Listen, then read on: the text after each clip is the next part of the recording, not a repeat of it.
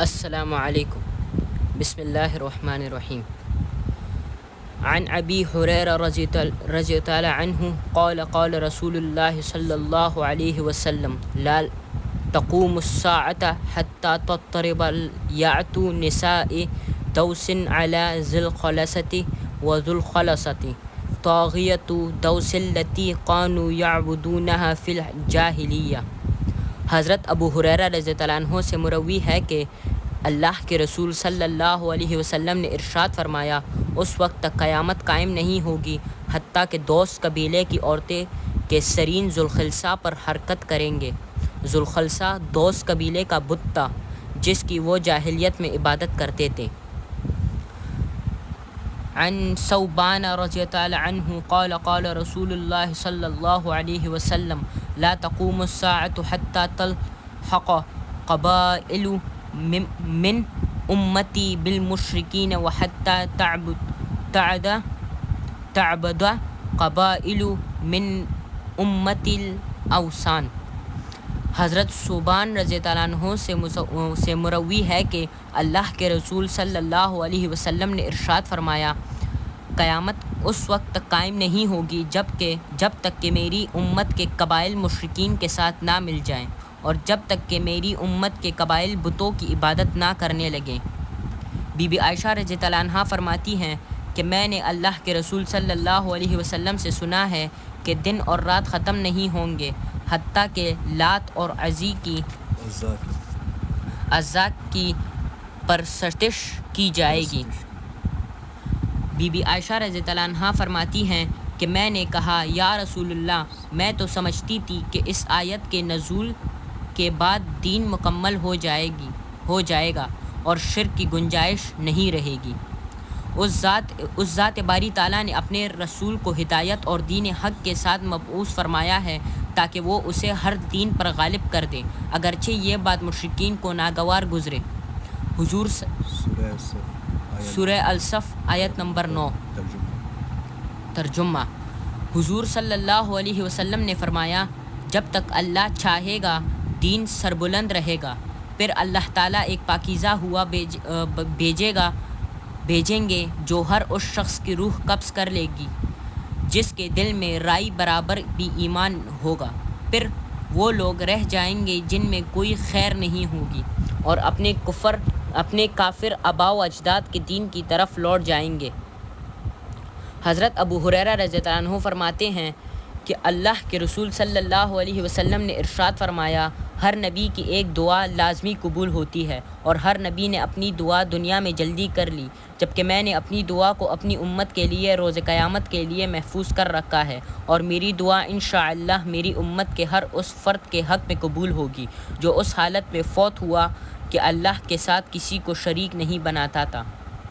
حضرت عبداللہ بن مسعود رضی اللہ عنہ سے مروی ہے کہ جب یہ آیت نازل ہوئی، الذین آمنوا ولم یلبسوا ایمانہم بظلم اولئک لہم الامن وہم مہتدون. سورہ الانعام 86. ترجمہ: وہ لوگ جو ایمان لائے اور انہوں نے اپنے ایمان کو ظلم سے پاک رکھا تو انہیں لوگوں کے لیے امن ہے اور یہی ہدایت یافتہ ہیں. تو صحابہ کرام رضی اللہ عنہ نے کہا کہ ہم میں سے کون ہے جس نے کبھی ظلم نہیں کیا؟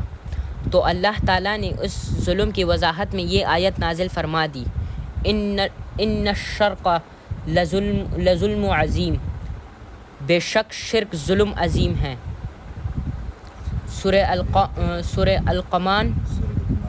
سورہ لقمان آیت نمبر 13. ابو واقدلیسی رضی اللہ عنہ سے مروی ہے کہ جب رسول اللہ صلی اللہ علیہ وسلم حنین کی طرف نکلے تو ایک بیری کے درخت کے پاس سے گزر ہوا جسے ذات انوات کہا جاتا تھا اور مشرکین اس پر اپنا اسلحہ بطور برکت لٹکاتے تھے. چند صحابہ رضی اللہ عنہ جو نو مسلم تھے انہوں نے کہا، یا رسول اللہ، جس طرح ان مشرکوں کا ذات انوات ہے اس طرح آپ ہمارے لیے بھی کسی درخت کو ذات انوات مقرر کر دیں. نبی کریم صلی اللہ علیہ وسلم نے یہ بات سن کر فرمایا، اللہ اکبر، یہ تو ایسے ہیں جیسے بنی اسرائیل نے کہا تھا. اے موسیٰ ہمارے لیے بھی ایک معبود مقرر کر دے جس طرح ان مشرکوں کے معبود ہیں۔ سنو البتہ تم ضرور پہلے لوگوں کی طریقے پر چلو گے۔ فوائد: امت مسلمہ کا شرک میں مبتلا ہونا قیامت کی ایک نشانی ہے۔ دوسرا فوائد میں نقصانات خلاصہ امت مسلمہ کا شرک میں مبتلا ہونا قیامت کی ایک نشانی ہے۔ قیامت سے پہلے ذوالخلصہ، لات اور منات وغیرہ بتوں کی پیر سے عبادت شروع کر دی جائے گی، حالانکہ نبی کریم صلی اللہ علیہ وسلم نے اپنی حیات مبارکہ میں ان تمام بتوں کو قمع فرمایا تھا۔ 3. امت مسلمہ کی عورتیں شرک میں زیادہ مبتلا ہوں گی، اس لیے نبی کریم صلی اللہ علیہ وسلم نے فرمایا، اے عورتوں کی جماعت، صدقہ دیا کرو کیونکہ تم عورتیں جہنم میں بکثرت دکھائی گئی ہو۔ 4. جنت میں داخلے کے لیے شرک کی نجاست سے پاک ہونا ضروری اور لازمی شرط ہے، کیونکہ ارشاد باری تعالیٰ ہے، اِنَّهُ مَن يُشْرِكْ بِاللَّهِ فَقَدْ حَرَّمَ اللَّهُ عَلَيْهِ الْجَنَّةَ۔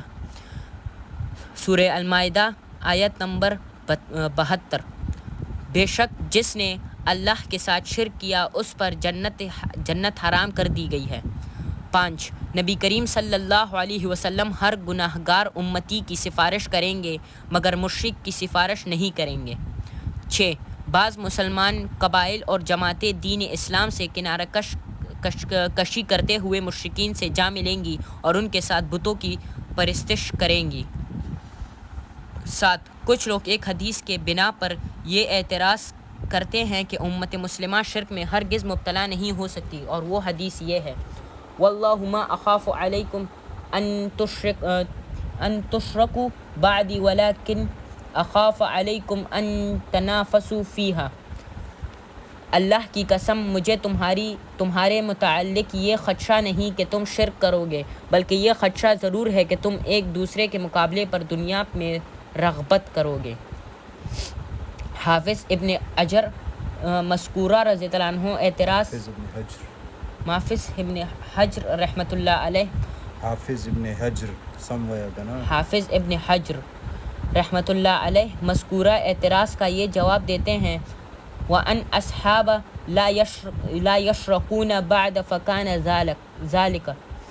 بلا شبہ نبی کریم صلی اللہ علیہ وسلم کے بعد صحابہ شرک نہیں کریں گے، اور فی الواقع اسی طرح ہوا کہ کسی صحابی نے بھی شرک نہیں کیا، لہٰذا حدیث میں صحابہ کرام سے خطاب ہے کہ کوئی صحابی شرک نہیں کرے گا، ورنہ دوسرے مسلمانوں کے لیے تو خود نبی کریم صلی اللہ علیہ وسلم نے ارشاد فرمایا کہ میری امت کے قبائل مشرکین سے مل جائیں گے، کہ آپ صلی اللہ علیہ وسلم کی امت کے قبائل مشرکین سے مل جائیں گے اور بتوں کی عبادت کریں گے۔ نیز اس اعتراض کا ایک دوسرا جواب یہ دیا گیا ہے کہ مجموعی طور پر امت مسلمہ شرک میں گرفتار نہیں ہوگی، بلکہ ہر دور میں ایسے لوگ موجود رہیں گے جو توحید پر قائم رہتے ہوئے دوسرے لوگوں کو بھی دعوت توحید پیش کرتے رہیں گے، اور جب وہ موحدین بھی آخرت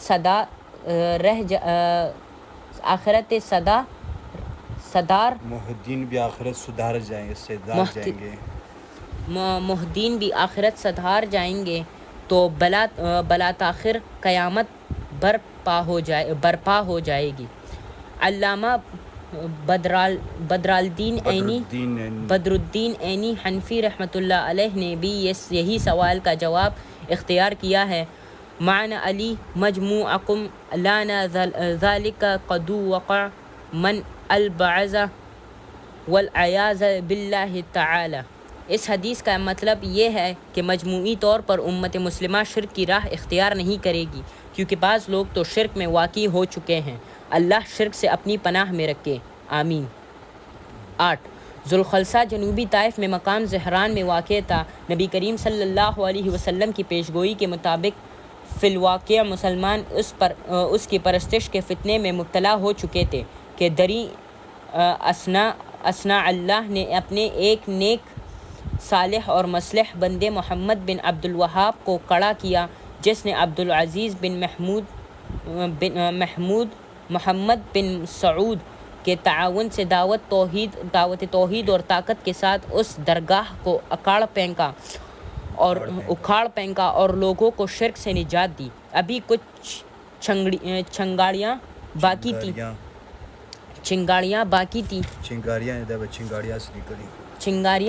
تھی۔ جو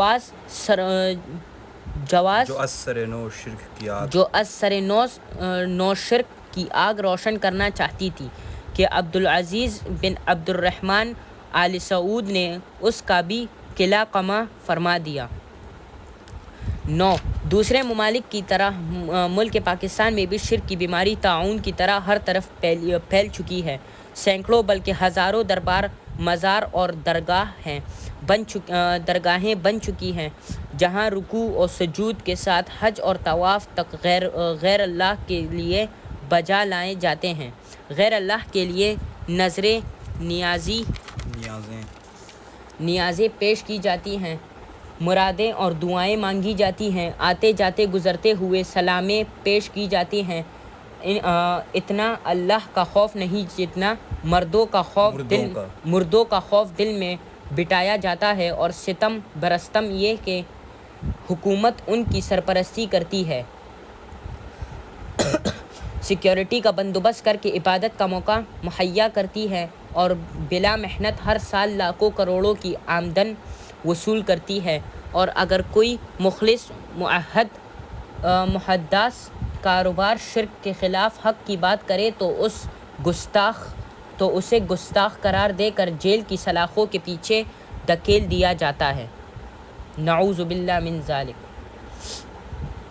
محترم امیر حمزہ صاحب اپنی ایک کتاب میں سلطان باہو کے مزار کا آنکھوں دیکھا حال بیان کرتے ہیں۔ اجازت پا کر جو میں اندر گیا تو وہاں قبریں ہی قبریں تھیں جنہیں میں نے گنا تو وہ 19 تھی۔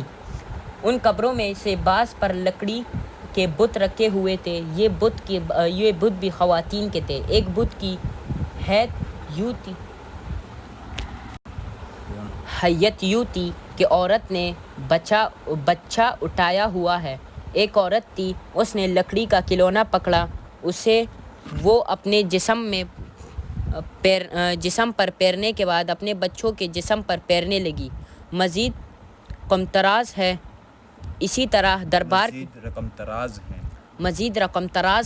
اسی طرح دربار کے پیچھے ایک بیری کا درخت ہے۔ اس درخت کے نیچے مرد اور عورتیں جھولیاں اور دامن پھیلا کر بیٹھے ہوتے ہیں۔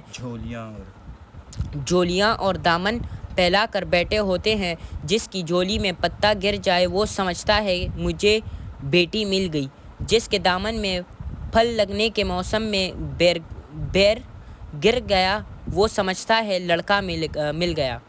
10 ہمیں ہر ممکن کوشش کے ساتھ شرک کی آلودگی سے